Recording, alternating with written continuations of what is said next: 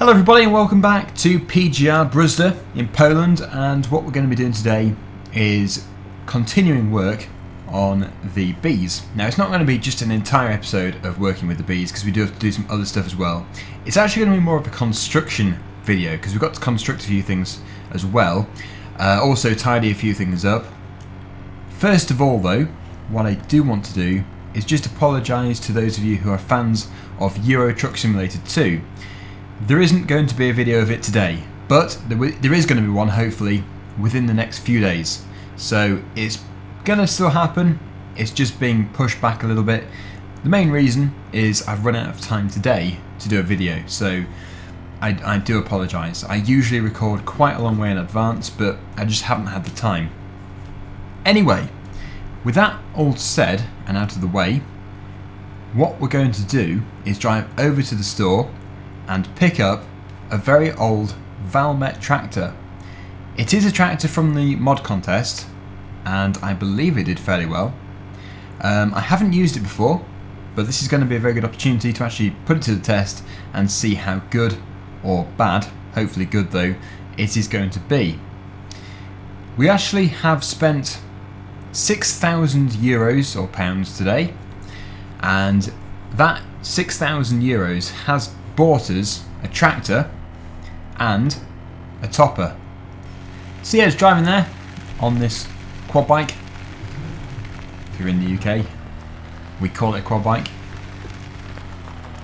Four-wheeler, ATV, what do you call it? I know that everywhere is different. Okay, so the Valmet 502 is here.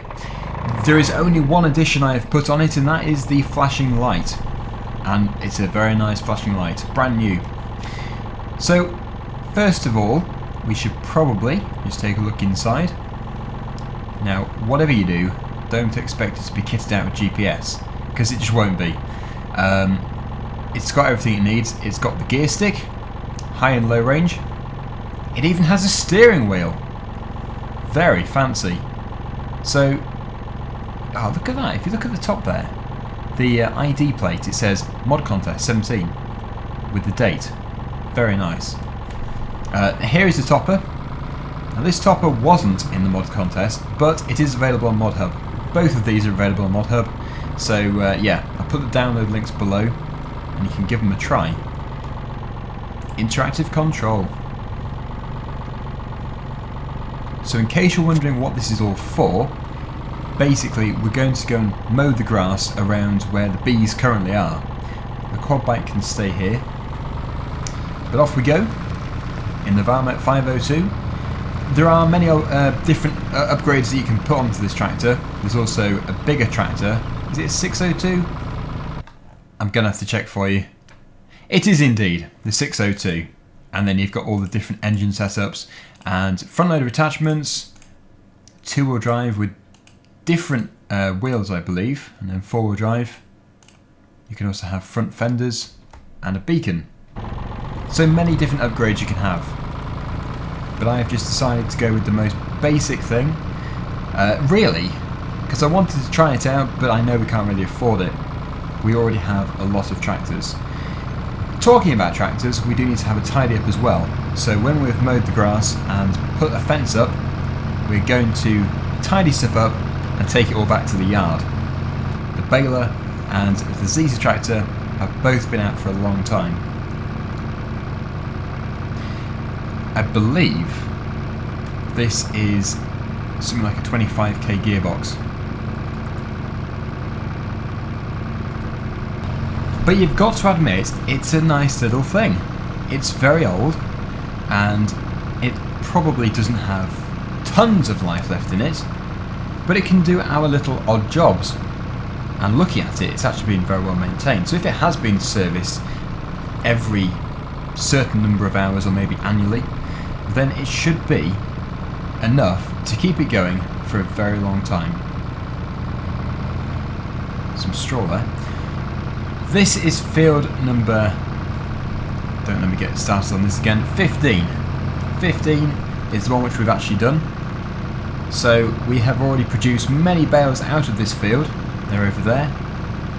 One of them is leaning slightly. and they're going to be sold completely because we're not going to do any livestock at all on this map, except for bees of course, but that's not really livestock at all. It's just bee farming. So this is the area we're going to cut. We're going to cut it before we put the fence up, just to make it easier for ourselves. But first we probably should just jump out of here and move these two tractors out of the way.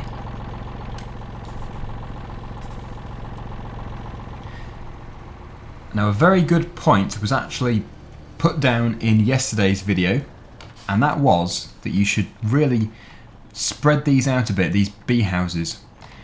And there are two reasons why. One is so you can attract bees from another area. There's only going to be a certain number of bees in this particular area. And also, I think the comment said that it was something to do with if there was like an issue with the bees, like if they were ill or something, then yeah, you could spread the risk or something along those lines. But yeah, very good point made. So as previously mentioned, we don't need to have too much of this area to ourselves. I think probably about this much. It's going to be the first time I've used the topper as well.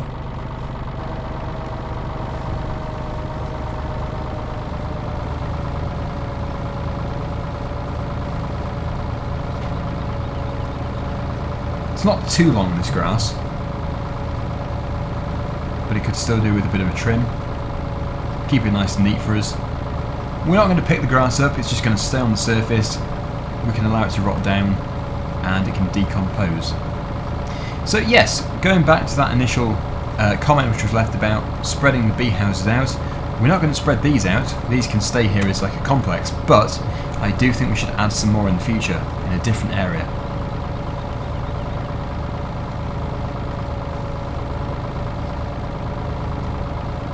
Alright, I've just also remembered something, so I'm just going to lift it up, turn the PTO off, and we need to just drive through here.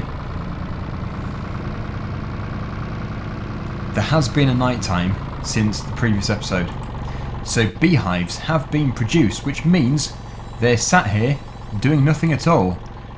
We could actually have bees producing the honey. They need to get to work. So there is one. I think what I'm going to do is put one in each. I don't know if it makes a difference if you fill one or just put one in each, but it's just going to make it look a bit better if they're all active. Oh, these beehives, they do like to slip out of your fingers. There we go. Another one here. And yeah, as I mentioned in the previous episode, my voice kept disappearing because I've done quite a lot of videos recently. It is improving, but it does still disappear from time to time. Oh, I can hear the bees. They are buzzing. And we have the perfect number to put one in each.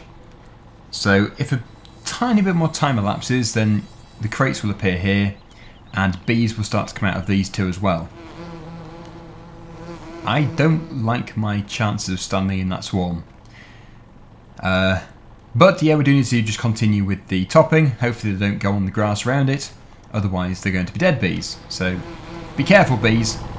We have a tractor here. Let's get it started up again. Go for the next run. And I don't really want bees in the cab. Keep out, bees.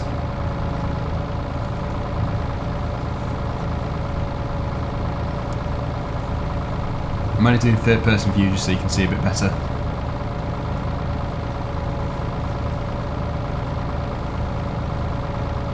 Very nice. So they're all now active. It does show the same amount of bees regardless of how many hives you've got in there. So for all we know, there could be, I think it's 4 hives in each one, but no, it's only one. Just to make it look impressive from an early stage. So yeah, the very happy man who doesn't smile, speak, make eye contact or anything, is currently in the workshop still producing more hives. So I don't know what we would do without him. We can't distract him.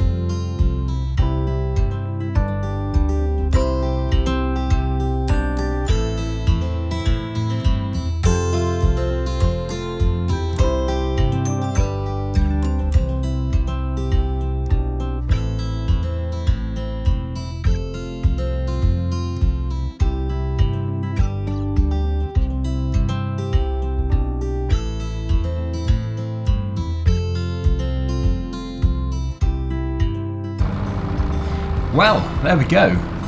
This area has now been cut with our fantastic topper. I'll just take this opportunity to say, brilliant topper. Seems very nice indeed. In fact, I'll just take a look underneath it first, just so we can see there's a blade. Yes, there is. So that is all modelled into there. It's not just some frame. It has been done properly. So, yep, download that if you want to. And of course, the Valmet seems very good. Very impressed by it, and I think it does fit this map very well. So again, if you want to download it, which I do recommend, then the link is below, so you can download it, modify it using the different upgrades available in the store, and yeah, you should be able to create a tractor which looks nothing like this one, or at least it doesn't perform like this one. You can make so many different alterations to it.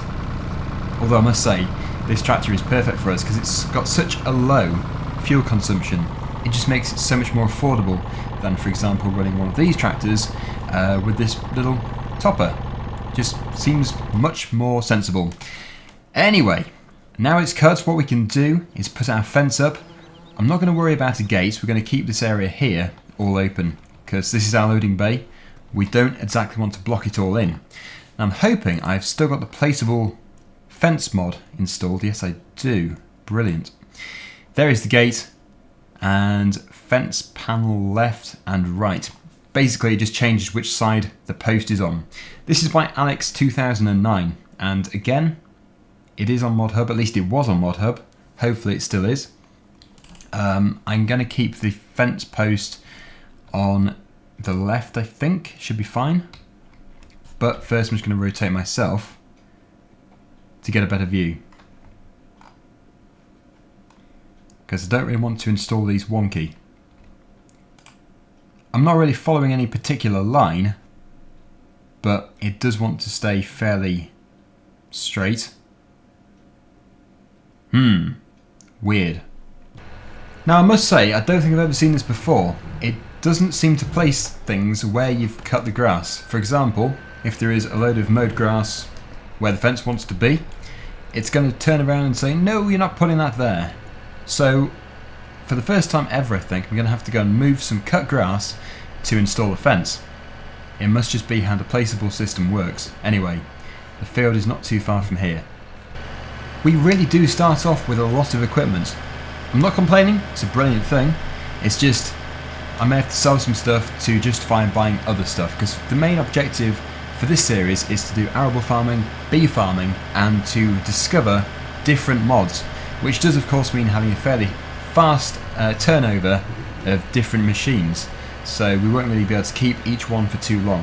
Having said that, there will be a designated main tractor, which I think is going to be the Fent, just over there, so we can keep that one for the whole series and then to replace others as and when we feel like it. So yeah, it's going to feel a bit weird because obviously farms don't change their tractors every day. I would never do this on a realistic series, but it's just a way of exploring different mods, discovering them and seeing if they're any good. Anyway, I've already mentioned all this stuff in the first episode.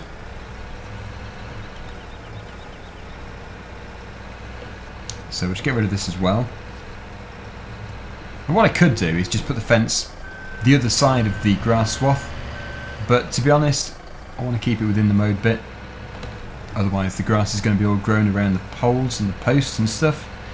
So it's all about keeping it neat. We may have to get a strimmer to do around the fence post because it's bound to grow again. Okay, that would do. And actually, this grass could be sold or given to an animal. If only we had some animals. Such a shame. Maybe we could get one pet pig. Well, enough of the pet pig talk. Let's just see if this is now going to work. Hopefully it will do. Looking promising. Perfect. The only issue is I have now lost my straight line which I was creating. But it shouldn't be too hard to get it back. Hopefully not anyway.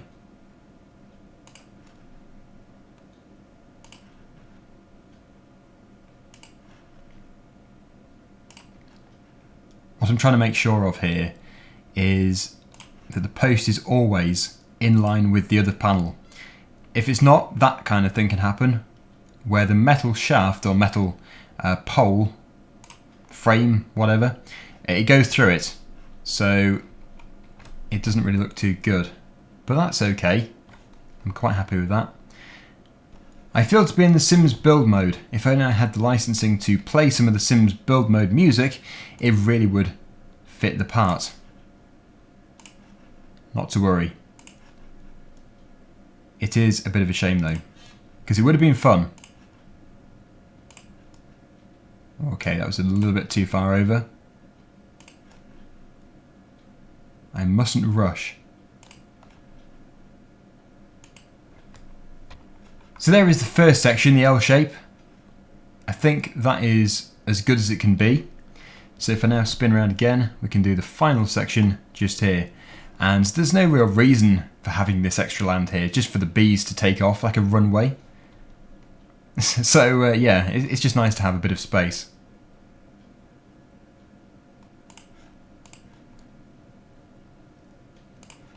When this is done, I think what we're going to do is, well, of course we're going to do the tidying up, but then I think what we may do is sell some of the straw. Oh, it's just not quite perfect, is it? Okay, it's not to worry. Maybe if I put it in sort of diagonally, like that. Again, there's going to be no post there. I think there is a post on its own. There is.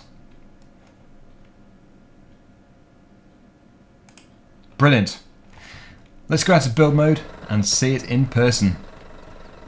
We'll be able to discover where I have gone wrong. On the whole, it seems to all fit together fairly well.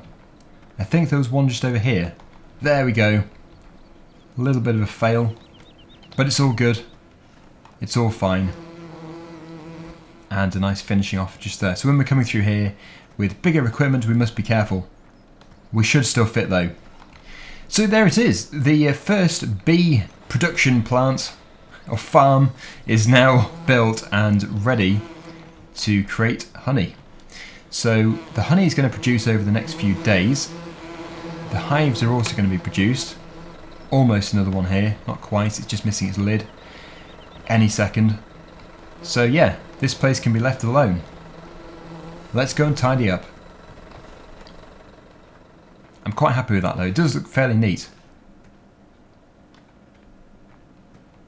Now I did say that when we go and sell some of these bales, I would get a JCB or a telehandler and load it up correctly. However, we've got so much stuff to do, I don't really want to waste any time, so I'm just going to go up to it and pick it up very quickly. So if I just go up to it here, enable the stacking mode, it should take everything in the first stack. That is the plan. So hopefully, you know what, I think the fill mechanism is actually on the other side of the trailer. It is. It appears to be anyway. So it's just sort of taken a right mess of them. Anyway, we do have a full load of bales, 4 high. So what I'm going to do is just unload these to centre first of all, as you can see, and I'm now strapping them on. Probably shouldn't have done it on such a steep gradient there, but it's still okay, just about. We're not going too far with them. In fact, we're not going too far at all. If we go onto this page, we can see exactly where we can take the straw to, and it says barn. So, yes, we're looking out for the barn. It is next to field number 1, so yeah, it's not far at all. But it's not in this direction, so that is the only tractor not going this way to begin with. We may as well take this first. Then we can come back and tidy stuff up. So what do you think to the tractors which we have? I know there's probably going to be a number of people who say you've got way too many tractors, but it doesn't really bother me. I think it is nice to have a wide range of different tractors, because otherwise in a series like this it can soon get a bit boring when I'm always using the same tractor. And yes, what we do need to do, thinking about it, is get a good enough cultivator to cultivate this field just here. I don't know how big our biggest cultivator is, if we have one. If it's not very big, I'm debating getting one of the biggest available to us, except for the big bud cultivators, which are obviously far too big. I think the minimum horsepower requirement for those is about 450 to 500, so it's just totally out of the question. This is a big tractor, but I think the chances of being able to tow a big bud cultivator is fairly slim. But having said that, we will take a look, and if the horsepower numbers match up, we'll go for it. If they're close, we'll still go for it, because I know the horsepowers in Farming Simulator aren't exactly accurate, so it should still be possible. But if it's over maybe 50 horsepower off, we won't even bother, because it's just not going to work. Right, the barn. The barn is at the top of here. It gives us another opportunity to explore some more of the map. I really do love this road texture. It does look realistic. How many of you are looking at this trailer thinking, oh, I can't believe you stacked them like that. They're going to break the straps and go flying. It certainly does look like it. I think if I was passing this vehicle or following it, I would take a wide berth.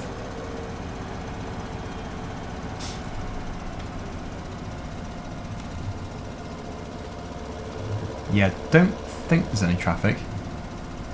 Here is the barn. This is the sell point just here. The price was £95 per 1,000 litres. We need to put it into... Actually, yeah, it's already attached. So what we should do is just unstrap it. Ah, they're tumbling! I accidentally burst a bale. Because you can cut them and you can spread it out. What I was doing was actually unstrapping them, but it was the same key, so it actually cut the bale instead. I've decided to go back and get the Manitou so we can actually move the straw which I've spilt. I burst it, and of course move the other bales as well. I think the best multi-purpose tool for this job is going to be the muck grab, because you can move the spilt straw, and you can also move, loosely, you can move the big bales as well. Although probably not recommended for a muck fork, but I can't really see any reason why I wouldn't be able to move one. So yeah, bit of a tidy up session, which was a bit unexpected. That must be a neighbouring farm's field, I suppose. The bales are in there for good. Nothing we can do there. There's probably actually a collision in that field stopping us from going through. The edge of the map really has been done well. It's in disguise. So, let me just get rid of some of this. I can't believe it's only one bale. The pile is huge. I've also discovered that each bale is worth about £220, I think. Let's move these over here. Now where is the trigger? I think it's just there, you know. I'm going to pile this straw in the back of this shed. Unless you can sell it. Maybe you can. Wait, that didn't do anything. Was that selling? It was. Very good. So I think, actually, call me a genius, but I think the trigger is in the barn. It just seems so obvious. How many can it pick up? 3? Yes, it's just there. I should have brought a Manitou anyway, because it just makes everything so much easier. This is why you use the proper equipment to move bales with. I mustn't cut corners. This is why I love doing my realistic series, because I just know I should never cut a corner. And then things don't go wrong most of the time. Just tidy up and they'll never know we've been. There are a few bales over there, yes, a few bales.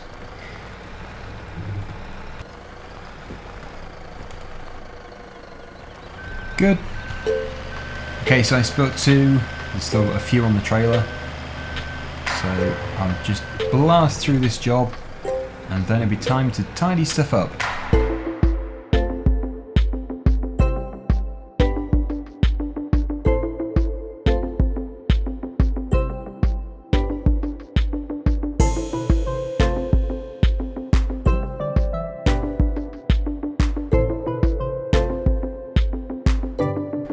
And that's the last one done. Back to the yard. We have got many tractors to find homes for, and we need to just generally tidy stuff up. This can follow us back on Follow Me. Hopefully it can manage it okay. It should be able to. So I'll be seeing you back at the yard. Or actually back at the bee field, then the yard.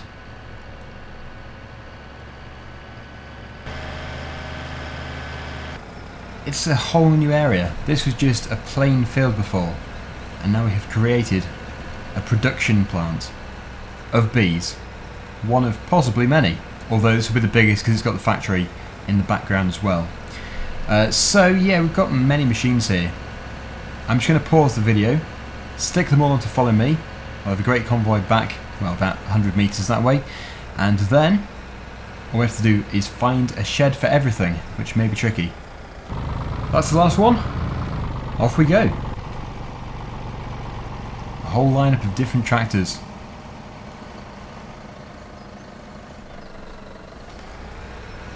Right. So the yard is actually quite complicated to get used to because it's all lots of different sections. However, there is definitely a main area. It's where the combine harvester is. So I think if we aim for that part, that is going to be the most sensible place to park most of these machines. Obviously if there is an open base shed anywhere, that is going to be ideal, but yeah, we're just going to have to wait and see.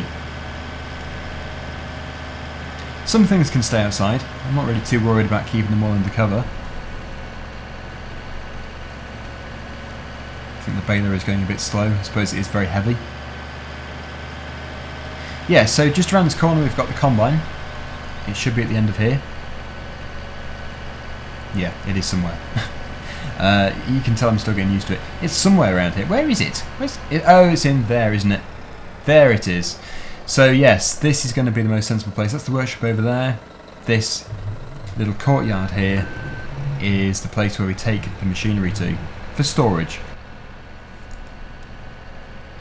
These Eastern European farmyards are always very nicely laid out. They're really big actually, but they take a bit of getting used to.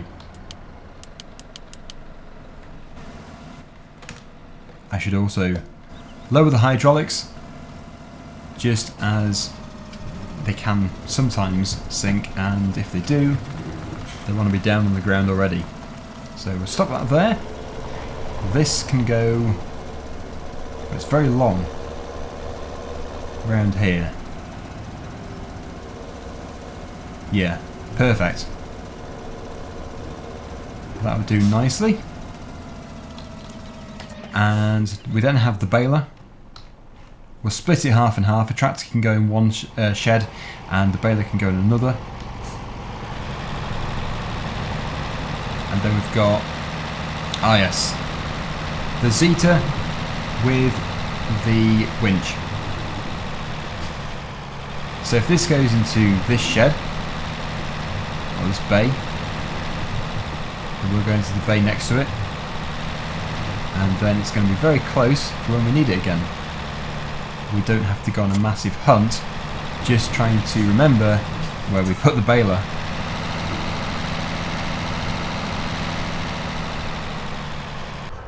Good. 2 machines left. In fact, these 2 machines can keep their implements on because they're not very long. So this tractor can go into this bay.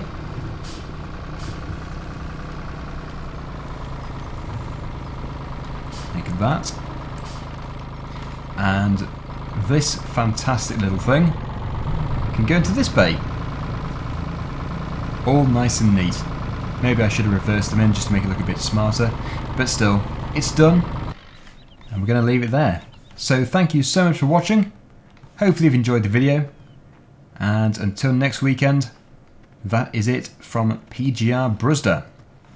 So I'll see you again very soon. Bye for now.